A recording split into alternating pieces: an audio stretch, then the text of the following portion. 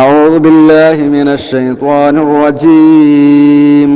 بسم الله الرحمن الرحيم. فإن يصبروا فالنار مثوى لهم وإن يستعتبوا فما هم من المعتبين.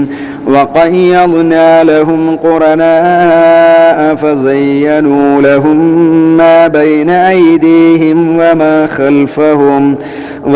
خلفهم وحق عليهم القول في أمم قد خلت من قبلهم من الجن والإنس إنهم كانوا خاسرين. وقال الذين كفروا لا تسمعوا لهذا القرآن والغوا فيه لعلكم تغلبون. السلام عليكم ورحمة الله. الحمد لله رب العالمين. نحمده ونستعينه ونستغفره ونستهديه ونؤمن به ونتوكل عليه ونعوذ بالله من شرور أنفسنا ومن سيئات أعمالنا. من يهده الله فلا مضل له ومن يضلل فلن تجد له وليا مرشدا. أما بعد الفائزين برضا الله. ഏറ്റവും സ്നേഹബഹുമാനമുള്ള സഹോദരങ്ങളെ, സഹോദരിമാരെ, അല്ലാഹു സുബ്ഹാനഹു വ തആലയുടെ കൽപ്പനാ നിയമനിർദ്ദേശങ്ങൾ, അവൻ്റെ വിധിവിലക്കുകൾ ജീവിതത്തിലുടനീളം കാത്തുസൂക്ഷിക്കണമെന്നും അള്ളാഹു നൽകിയിട്ടുള്ള അവസരങ്ങളെ, സന്ദർഭങ്ങളെ അള്ളാഹുവിൻ്റെ ഇഷ്ടത്തിനും അവൻ്റെ പൊരുത്തത്തിനും വേണ്ടി ഉപയോഗപ്പെടുത്തണമെന്നും ഏവരോടും ഏറെ ഗൗരവത്തോടെ സ്വന്തത്തെ മറക്കാതെ ഓർമ്മപ്പെടുത്തുകയാണ്. അള്ളാഹു അതിന് നമുക്ക് ഏവർക്കും തൗഫീഖ് നൽകി അനുഗ്രഹിക്കുമാറാവട്ടെ. ആമീൻ. സൂറത്തു ഫുസ്സിലത്തിലെ 23 ആയത്തുകളാണ് നാം പഠിച്ചിട്ടുള്ളത്. അവസാനം 22, 23 ആയത്തുകളിലൊക്കെ അല്ലാഹു തആല നമ്മെ ബോധ്യപ്പെടുത്തിയിട്ടുള്ളതും അള്ളാഹുവിനെ മറന്നുകൊണ്ട് ജീവിച്ചാൽ നാളെ ഒരുപാട് സാക്ഷികളെ അല്ലാഹു തആല അവിടെ കൊണ്ടുവരും. ആ സാക്ഷികളിൽ വളരെ പ്രധാനികളാണ് നമ്മുടെ കണ്ണും നമ്മുടെ കാതും നമ്മുടെ തൊലികളുമൊക്കെ. മനുഷ്യരുടെ തെറ്റായ ഭൗതികമായ ജീവിതത്തിലെ ധാരണകളെ കുറിച്ചാണ് അള്ളാഹു ഓർമ്മപ്പെടുത്തിയത് 22ാമത്തെ ആയത്തിൽ. നാം പ്രവർത്തിക്കുന്ന ഒന്നും അധികവും അള്ളാഹു കാണുന്നില്ല, അവൻ അറിയുന്നില്ല. അതുകൊണ്ട് തന്നെ ആ ചെയ്ത തെറ്റ് നാളെ പരലോകത്ത് ഹാജരാക്കപ്പെടുകയില്ല, അതിൻ്റെ പേരിൽ വിചാരണയുണ്ടാവുകയില്ല എന്ന അള്ളാഹുവിനെ കുറിച്ചുള്ള ഒരു മോശമായ ധാരണ, എല്ലാം അള്ളാഹു അറിയുന്നില്ല എന്ന ഒരു ധാരണയാണ് അവരെ ഈ നാശത്തിൽ അധപ്പതിപ്പിച്ചിട്ടുള്ളത്. ഫഅസ്ബഹ്തും മിനൽ ഖാസിരീൻ, നിങ്ങൾ നഷ്ടക്കാരിൽ പെടുവാനുള്ള കാരണം അള്ളാഹുവിനെ കുറിച്ചുള്ള ഈ വേണ്ടാത്ത വിചാരമാണ് എന്ന് അള്ളാഹു തആല ബോധ്യപ്പെടുത്തി. അള്ളാഹുവിനെ കുറിച്ച് നല്ല വിചാരമുള്ളവരായി തീരണം എന്നാണ് അള്ളാഹു തആല നമ്മെ ഓർമ്മപ്പെടുത്തിയത്. 24ാമത്തെ ആയത്തിൽ അള്ളാഹു തആല പറയുന്നത് فَإِن يَصْبِرُوا فَالنَّارُ مَثْوًى لَهُمْ وَإِن يَسْتَعْتِبُوا فَمَا هُمْ مِنَ الْمُعْتَبِينَ. فَإِن يَصْبِرُوا, ഇനി അവർ ക്ഷമിക്കുന്നവരാണെങ്കിൽ ഫന്നാറു, അപ്പോൾ നരകം, മസ്വൽ ലഹും, അവർക്ക് വാസസ്ഥലമാണ്. അവർ ക്ഷമിച്ചാലും ശരി അവർക്ക് നരകം തന്നെയാണ്. പരലോകത്തെത്തി ആ ശിക്ഷകളൊക്കെ ഇങ്ങനെ കാണുന്ന സമയത്ത് ശരീരവും തൊലികളും അവരുടെ കണ്ണും കാതും ഒക്കെ അവർക്ക് സാക്ഷി നിൽക്കുന്ന സമയത്ത് അവർ ക്ഷമിച്ചു എന്നതുകൊണ്ട് അവർക്ക് വലിയ പ്രയോജനമൊന്നുമില്ല. ഫന്നാറു മസ്വൽ ലഹും, അവരുടെ പാർപ്പിടം നരകം തന്നെയാണ്, ഒരു രക്ഷയില്ല എന്നർത്ഥം. ഫഇൻ യസ്തഅ്തിബു, അവർ മടക്കിത്തരണം എന്ന് അപേക്ഷിച്ചാൽ, ഖേദം പ്രകടിപ്പിച്ചു, ഞങ്ങൾ ചെയ്തു പോയതൊക്കെ തെറ്റാണ്, ഞങ്ങളെ ഒന്നുകൂടെ മടക്കി തരികയാണെങ്കിൽ ഞങ്ങൾ നന്നായിക്കൊള്ളാം. പരിശുദ്ധ ഖുർആനിൽ വിവിധങ്ങളായ ആയത്തുകളിൽ പറഞ്ഞില്ലേ, അല്ലാഹുവേ ഞങ്ങളെ ഒന്ന് മടക്കി തരുമോ, അല്പസമയത്തേക്ക് മാറ്റം ഒന്ന് മടക്കി തന്നാ മതി ദുനിയാവിലേക്ക്, ഞങ്ങൾ നന്നായി കൊള്ളാം. ഞങ്ങൾ ദാനധർമ്മം ചെയ്തു കൊള്ളാം, ഞങ്ങളുടെ സമ്പത്തുകളിൽ കൃത്യമായ സക്കാത്ത് ഞങ്ങൾ കൊടുത്തുകൊള്ളാം, സ്വാലിഹീങ്ങളായ സച്ചരിതരായ വിശ്വാസികളായി ഞങ്ങൾ ജീവിച്ചു കൊള്ളാം എന്നൊക്കെ അവർ പറയും. അല്ലാഹു ഇവിടെ പറയുന്നത് ഇനി അവർ ഖേദം പ്രകടിപ്പിച്ച് മടക്കി തരണം എന്ന് അപേക്ഷിച്ചാലും ഫമാഹും എന്നാൽ അവരല്ല മിനൽ മുഅ്തബീൻ മടക്കം സ്വീകരിക്കപ്പെടുന്നവരിൽ പെട്ടവരല്ല, തൃപ്തി നൽകപ്പെടുന്നവരിൽ അവർ പെടുകയില്ല, അവരെ മടക്കപ്പെടുകയില്ല, അവര് നന്നാകാൻ പോകുന്നില്ല എന്ന് പറഞ്ഞാൽ അവര് ക്ഷമിച്ചു എന്നതുകൊണ്ടോ ക്ഷമിക്കാതിരുന്നു എന്നതുകൊണ്ടോ അവർക്ക് രക്ഷയില്ല.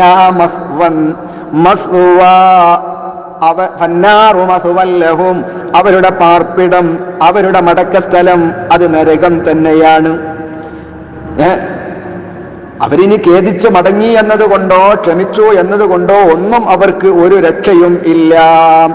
ഇനി അവർ ഖേദം പ്രകടിപ്പിച്ചു, അല്ലെങ്കിൽ ഐഹികമായ നൈമിഷികമായ ജീവിതത്തിലേക്ക് മടക്കി കൊടുക്കുവാൻ അപേക്ഷിച്ചു, അല്ലെങ്കിൽ തങ്ങളുടെ മേൽ പ്രീതിക്ക് വേണ്ടി അള്ളാഹുവിന്റെ ഇഷ്ടം കിട്ടാൻ വേണ്ടി റഹ്മാനായ റബ്ബിനോട് അപേക്ഷിച്ചു, ഇതൊന്നും നാളെ പരലോകത്ത് അവർക്ക് ഉപകരിക്കപ്പെടുകയില്ല, ഒരു ഫലവും ചെയ്യുന്നതല്ല, അതൊന്നും അല്ലാഹു സുബ്ഹാനഹു വ തആല സ്വീകരിക്കുകയില്ല.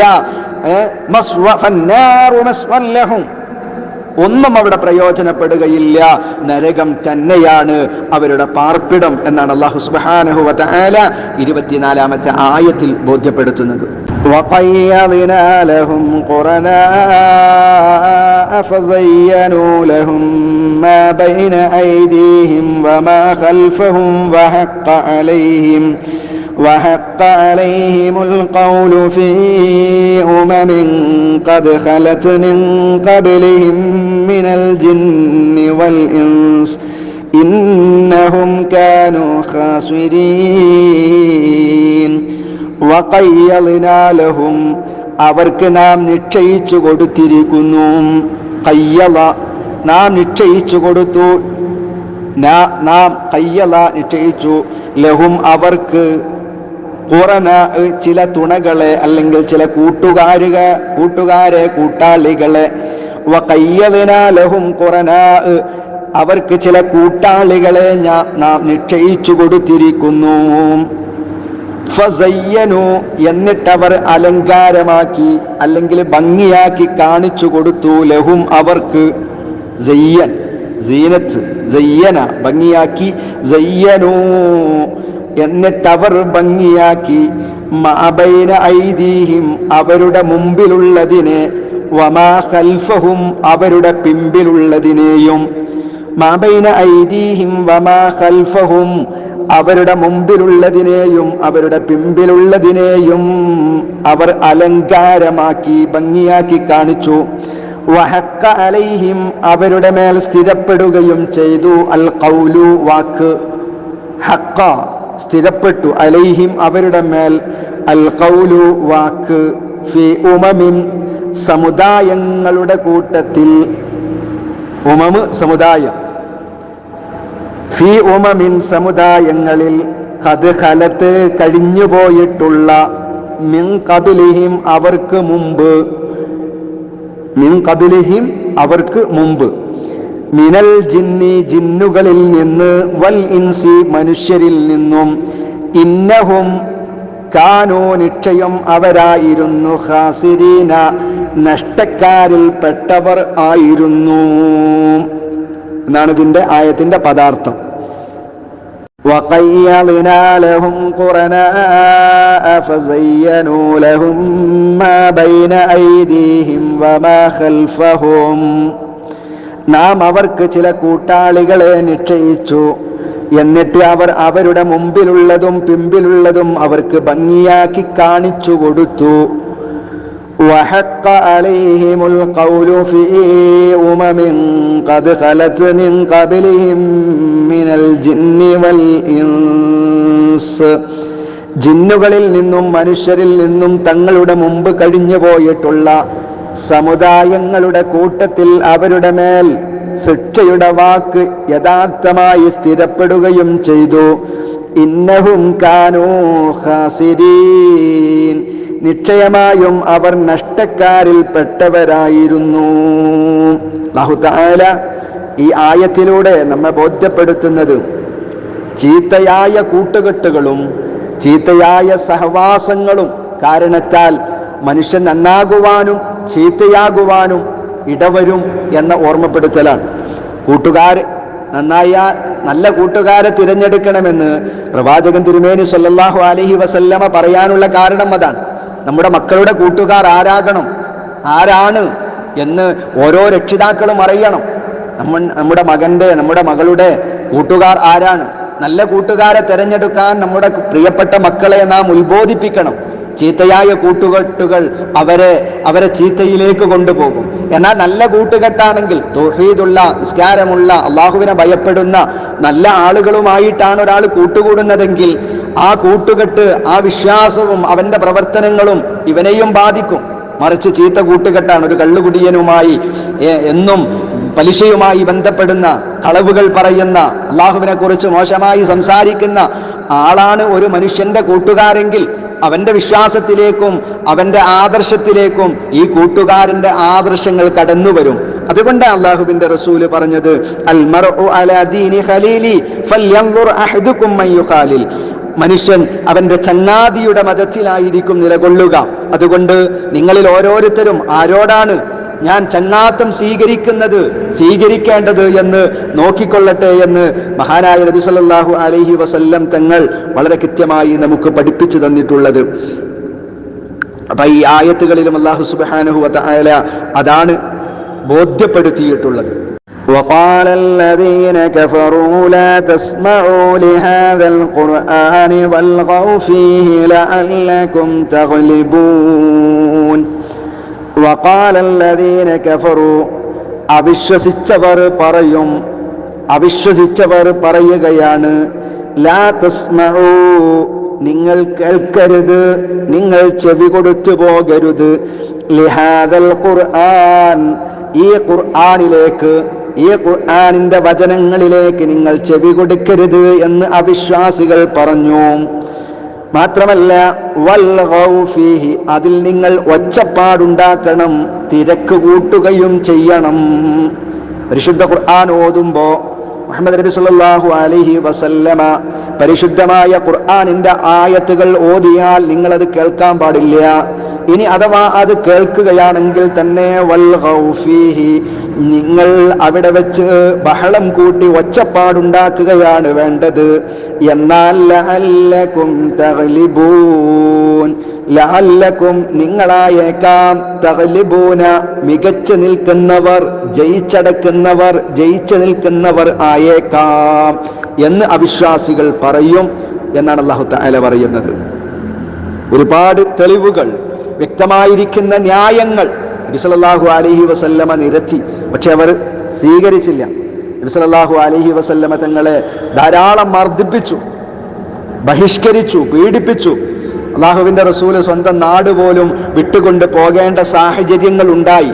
പക്ഷേ പരിശുദ്ധമായ ഖുർആനിന്റെ വശ്യമായ അതിൻ്റെ മനോഹാരിത അതിലേക്ക് പലരും ആകർഷിക്കാൻ തുടങ്ങി. പലരും പരിശുദ്ധമായ ഇസ്ലാമിലേക്ക് കടന്നു വന്നു. ഇസ്ലാമിനെ ആദ്യകാലത്ത് എതിർത്ത പലരും ഇസ്ലാമിലേക്ക് കടന്നു വന്നപ്പോൾ ഖുറൈശി മുശ്രിക്കുകൾക്ക് അതിനെ മറികടക്കാൻ കഴിയാതെ വന്നു. മുഹമ്മദ് നബി സല്ലല്ലാഹു അലൈഹി വസല്ലമയെ അതിജയിക്കാൻ കഴിയാതെ വന്നപ്പോൾ അവർ പ്രയോഗിച്ച മറ്റൊരായുധമായിരുന്നു ഈ വാചകം, ലാ തസ്മഉ ലിഹാദൽ ഖുർആനി വൽഗൗ ഫീഹി, നിങ്ങൾ ഖുർആനിനെ കേൾക്കാൻ പാടില്ല. അഥവാ മുഹമ്മദ് അത് ഓതുമ്പോൾ അവിടെ വെച്ചുകൊണ്ട് ഒച്ചയും ബഹളവും ഉണ്ടാക്കി മറ്റുള്ള ആളുകൾ കേൾക്കുന്നതിൽ നിന്ന് നിങ്ങൾ തടസ്സമുണ്ടാക്കണം എന്ന ഒരു പ്രയോഗം, ഒരു ആയുധം അവർ പ്രയോഗിച്ചു.